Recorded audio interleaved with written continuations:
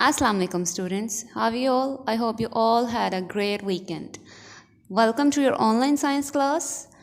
आज का हमारा टॉपिक है breathing and burning process plus diseases of respiratory system, जिसमें हमने आज रीड करना है अस्थमा को. So let's start our reading. Breathing and burning processes. The process of breathing and burning produce energy.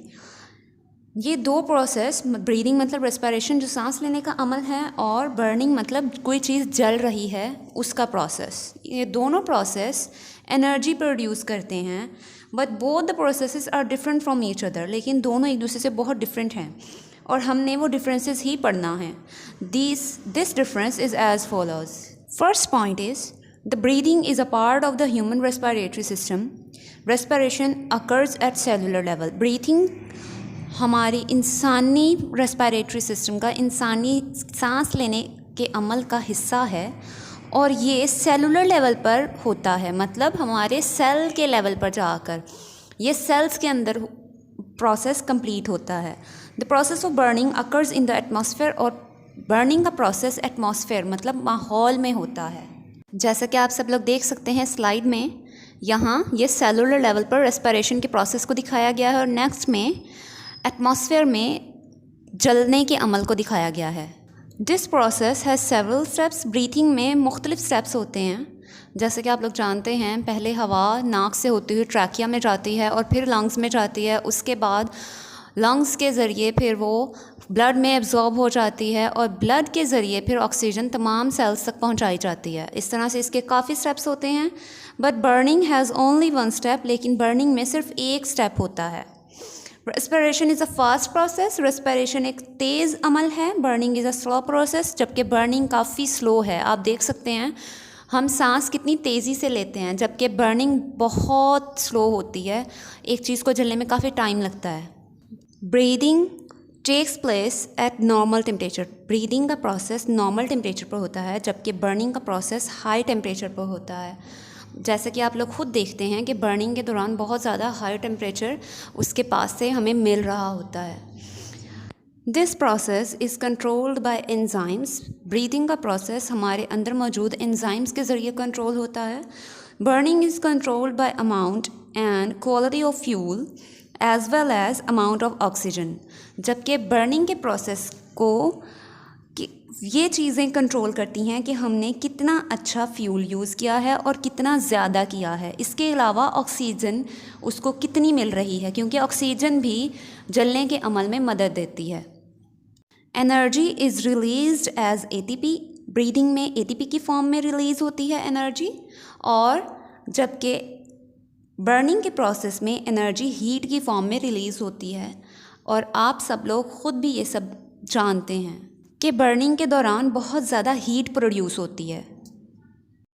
हमारा नेक्स्ट टॉपिक है asthma. Asthma एक respiratory system की डिज़ीज़ है, बीमारी है और डिसऑर्डर है, जिसमें हवा के रास्ते बहुत ज़्यादा स्वेल हो जाते हैं, मतलब उनके अंदर सोजिश हो जाती है और उनके अंदर म्यूकस मतलब बलगम जमा हो जाता है, जिसकी वजह से हवा उनके ज़रिए आसानी से नहीं पास कर पाती और फेफड़ों को और हमें सांस लेने में बहुत मुश्किल पेश आती है. Let's start our reading. Asthma is a chronic disease that involves the airways in the lungs. Chronic मतलब बार बार आ जाने वाली. कुछ वक्त के लिए लगता है कि एस्थमा ठीक हो गया है, लेकिन एक्चुअली वो ठीक नहीं हुआ होता है. वो दोबारा वापस आ जाता है. वो दोबारा से एस्थमा की कंडीशंस हमारे अंदर आ जाती हैं. ऐसी डिज़ीज़ को क्रॉनिक डिजीज़ कहते हैं. एस्थमा में लंग्स के अंदर तक जाने वाले हवा के रास्ते इन्वॉल्व होते हैं, मतलब इन हवा के रास्तों में प्रॉब्लम बनती है. These airways are called bronchial tubes. Bronchial tubes कहलाते हैं ये हवा के रास्ते. Their task is to allow air to come in and out of the lungs. इनका काम हवा को फेफड़ों तक पहुंचाना और फिर फेफड़ों से वापस नाक और मुंह तक वापस ले जाना होता है. But the asthmatic bronchial tubes are inflamed. लेकिन जिस पर्सन को एस्थमा होता है उसकी ब्रोंकियल ट्यूब्स इन्फ्लेम्ड मतलब सूजी हुई होती हैं, उनमें सोजिश आई हुई होती है. Whenever the asthma become worsen they become more swollen and the muscles become tighten. और जब भी अस्थमा मज़ीद ख़राब होता है, कंडीशन मज़ीद उसकी बिगड़ती है, तो क्या होता है, ये रास्ते, ये ब्रोंकियल ट्यूब्स मज़ीद सूज जाती हैं और इनके मसल्स टाइट हो जाते हैं, मतलब इनमें खिंचाव आ जाता है।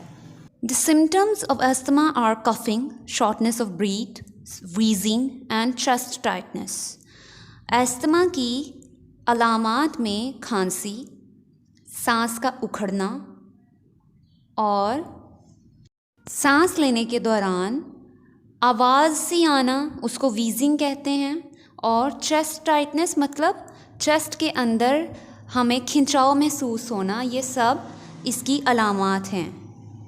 अस्थमा के कॉजेज़ क्या हैं, मतलब इसकी वजूहात क्या हैं, ये होता क्यों है। The causes of asthma are both genetic and environmental. Asthma की वजूहात जेनेटिक मतलब कि पेरेंट्स से भी हमें मिल सकता है ये, और एनवायरनमेंट मतलब कि माहौल में किसी वजह से हमारे अंदर कोई ऐसे केमिकल्स चले गए हैं जिन्होंने हमारे लंग्स पर इफ़ेक्ट कर दिया है, तो उस वजह से भी अस्थमा हो सकता है। जेनेटिकली कुछ लोगों को एलर्जीज़ होती हैं जो कि आगे तक बच्चों में भी मुंतकिल हो जाती हैं, जिसकी वजह से अस्थमा फैमिली हिस्ट्री में भी मौजूद हो सकता है, और इस तरह से अस्थमा की प्रॉब्लम देखने को मिलती है। इसके अलावा माहौलियाती तौर पर अस्थमा की काफ़ी रीज़न्स हैं जिसकी वजह से हमें प्रॉब्लम हो सकती है अस्थमा की, जैसे कि जहरीले फ्यूम्स, टॉक्सिक फ्यूम्स मतलब जहरीले मादे सूंघ लेना, गैसेस और डस्ट, या गैसेस के दरमियान बहुत ज़्यादा रहना, फैक्ट्री एरिया के दरमियान रहना जहाँ पर डस्ट बहुत होती है, जैसे कि कंस्ट्रक्शनल साइट्स, माइनिंग एरियाज़ या इंडस्ट्रियल एरिया के आसपास बहुत ज़्यादा डस्ट होती है। अस्थमा की प्रिवेंटिव मेजर्स क्या हैं, मतलब इससे बचने के या ये हमें प्रॉब्लम ना हो उसके तरीके क्या हैं, या अगर ये हो गया है तो हम क्या करें, ये पढ़ते हैं अब। Unfortunately there is no cure for asthma. बदकिस्मती से हमारे पास अस्थमा का कोई इलाज नहीं है, लेकिन इसकी एहतियातें हैं। Inhaler is a good option for the patients.